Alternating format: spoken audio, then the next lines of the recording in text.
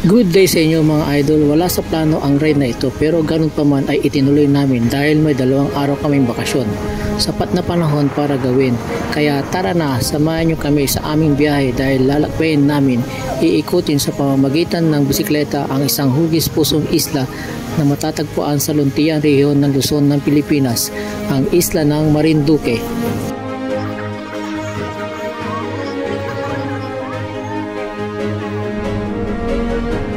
Alas 6 na ng umaga nang kami ay bumaba sa aming sinasakyang barko.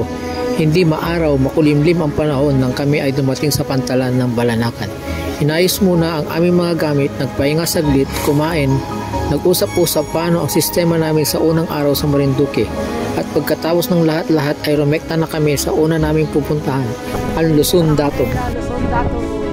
Ang unang 3 kilometro papunta sa Datum ay magkakasama pa kami na pumapadyak.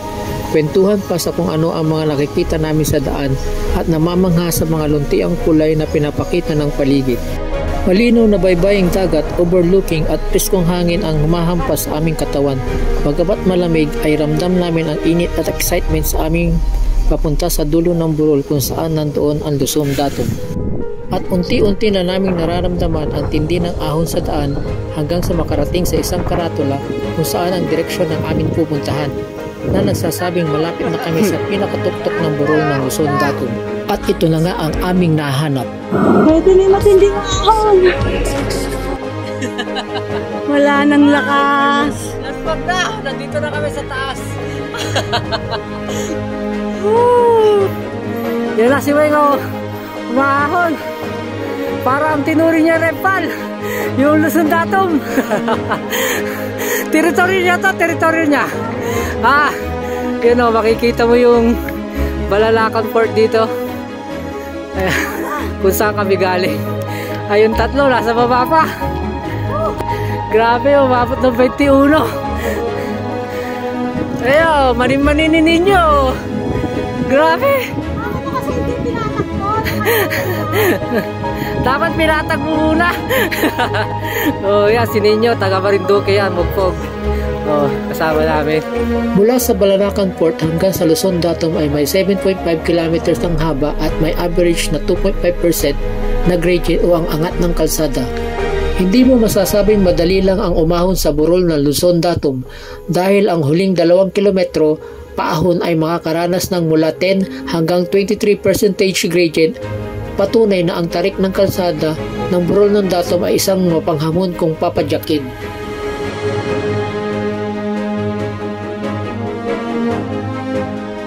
O yan, buhat bike kami!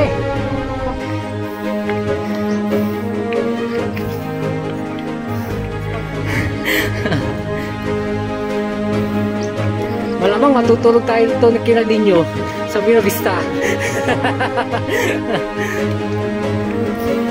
Ito ang Luzon Datum of 1911. Ito ay matatagpuan sa Mount Mataas, Barangay Hinanggayon, Mugpog, Marinduque. Ang Luzon Datum of 1911 ay ang pinaka-importanting geodetic reference point sa bansa. Ito ang basehan ng lahat ng ating geographical data at information. Dito nanggagaling ang eksaktong longitude at latitude coordinates na ginagamit sa paggawa ng mapa ng Pilipinas. Ito ang literal na puso ng heograpiya ng bansa. Ito ang mother of muhon sa Pilipinas.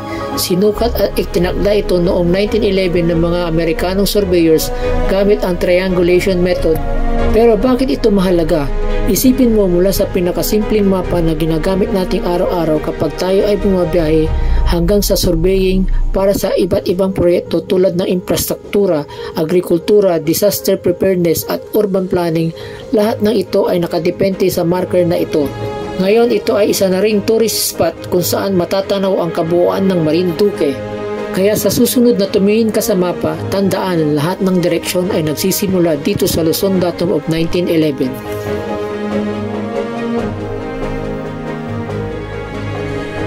Ito ang bayan ng Mugpog kung saan matatagpuan ang Luzon Datum at Balanacan Port. Ito ang unang bayan na sasalubong sa iyo pagdating mo sa isla ng Marinduque. Ito ang primary gateway na lalawigan ng Marinduque sa pamamagitan ng Balanacan Port. Ito ang orihinal na tahanan ng Moriones Festival o ang Moriones Lenten Rites at Kanga Festival. Ang Mugpog ay pinangalan sa salitang Tagalog mag-aapog o mga gumagawa ng tapahan na sagana sa munisipyo. Katabi ng Mugpog ay ang bayan ng Buak, ang kabisera ng Marinduque, ang pinakamataong bayan sa lalawigan. Ang Buak ay nananatiling sentro ng industriya, kultura, ekonomiya at edukasyon ng isla. Karamihan sa mga tanggapan ng gobyerno at pribado ay nasa munisipalidad ng Buak. Nasa hangganan din nito ang lahat ng 5 munisipalidad. Mugpog sa north, Santa Cruz sa northeast, Torrijos sa east, Buenavista sa south at Gasan sa southwest.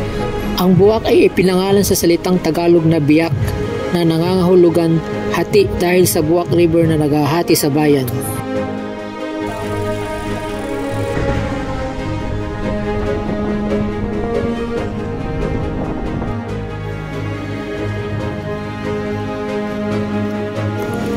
Sunod na bayan na nadaanan ay ang Gasan, pangalawa sa pinakamatandang munisipalidad sa Marinduque pagkatapos ng Buak. Ito ang cultural nerve center ng Marinduque. Tinagurian isa sa pinakamalinis at luntiang munisipalidad sa Pilipinas. Ang lupain ng Gasan ay sumasaktaw sa isang reserbang kagubatan sa silangang bahagi. Ipinagmamalaki ng Gasan ang mga handicraft at ang sikat na kalutang, katutubong instrumentong pangmusika ng Marinduque. Ang mga residente ng Gasan ay tinatawag na mga Gasen. Ito ang bayan ng Buenavista, dating bahagi ng munisipalidad ng Gasan na kilala bilang Sabang. Pinangalanan ito dahil sa magandang view ng Tablas Strait at mga isla sa labas ng Pampang. Isa sa pinakasikat na atraksyon sa Gasan ay ang Elephant Island. Matatagpuan ito sa baybayin ng Buenavista. Isang nakamamanghang rock formation na kahawig ng ulo at katawan ng elepante. Ang natatanging rock formation ayon sa kasaysayan ay likha ng erosyon. Ang pinakasikat na bundok sa Marinduque ay ang Mount Malintig at kilala sa kanyang unique environmental biodiversity. Ito ang tahanan ng iba't ibang uri ng ligaw na orchids at iba pang endemic wildlife. Makikita mo rin dito sa Buenavista bago makarating ng bayan ng Torrijos ay ang Marinduque Boulevard na kung saan pwede kang tumigil at magpahinga dito sa Dampulan Seawall. Isang kalmadong dagat ng Sibuyan Sea ang matatanaw mo, patanggal sa pagod anuman ang ginawa mo buong araw.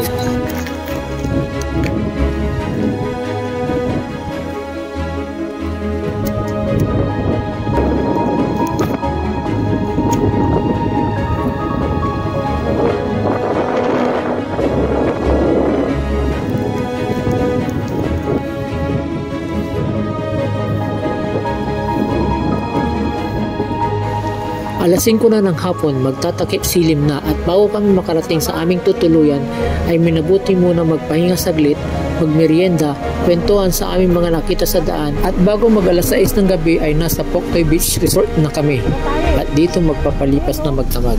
Full house. Di ba natutukan ko sa lari Kuya Ulan? Pinanong ko ba niya? Pinisa pa niya.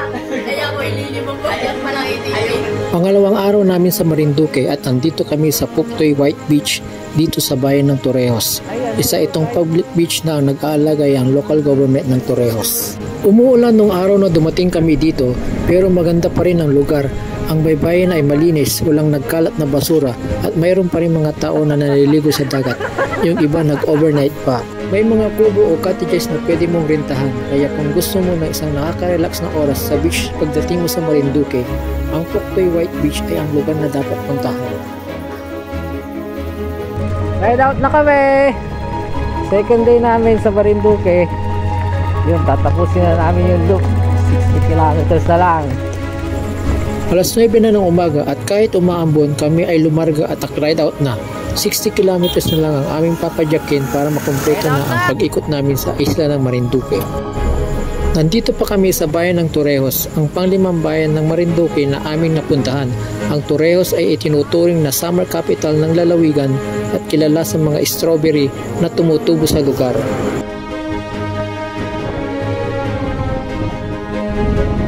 At nandito na kami sa bayan ng Santa Cruz, ang pang-anim na bayan ng Marinduque. At katulad ng 5 bayan ng Marinduque na aming nadaanan, meron din itong simpleng pamayanan. Tahimik na namumuhay ang mga tao bulubundukin, tanaw ang mga ibang isla, malamig. Santa Cruz ang pinakamalaki sa lahat ng 6 na munisipalidad sa laot ng Lumba.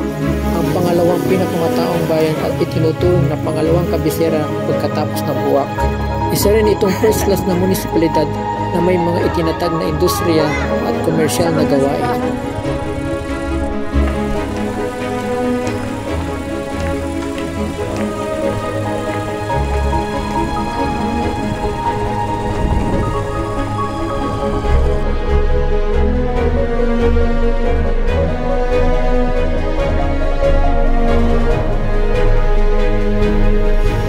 Ito ang Marinduque, isang isla na matatagpuan sa gitna ng Pilipinas. Hugis puso tulad ng isang tao at ang mga dayuhan ay dumarating upang maranasan ang mas simpleng lakad ng buhay sa magandang isla. Ngunit ang natuklasan ko sa Marinduque ay paraiso ito para sa mga nagbibisikleta. Nakaranas na ako ng maraming pagbiyahe gamit ang bisikleta, ngunit ang Marinduque Round, tawag ng mga lokal, ang hindi malilimutan. Ang paglalakbay sa paligid ng isla ay isang hamon. Ito ay kombinasyon ng mga ahon at patag na kalsada. Magdudulot ng isang mahirap na hamon sa mga hindi gaanong bihasang magbibisikleta, ngunit ang tanawin, malamig na panahon at ang mainit na pagtangkap at pakikitungo ng mga tao ang pipigil sa ating isipan sa kahirapan ng paglalakbay. Maganda ang Marinduque. Ikutin at makita ang 6 na bayan nito. Simple, tahimik, all local sa mga Marinduqueño.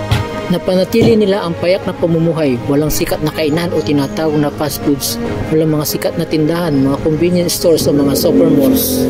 Zero crimes sa Marinduque, ang mga Marinduqueño mabubuting tao. On board na kami. 3 beses na akong pumunta sa Marinduque at bawat pagbisita ay nagbibigay ng magandang alaala.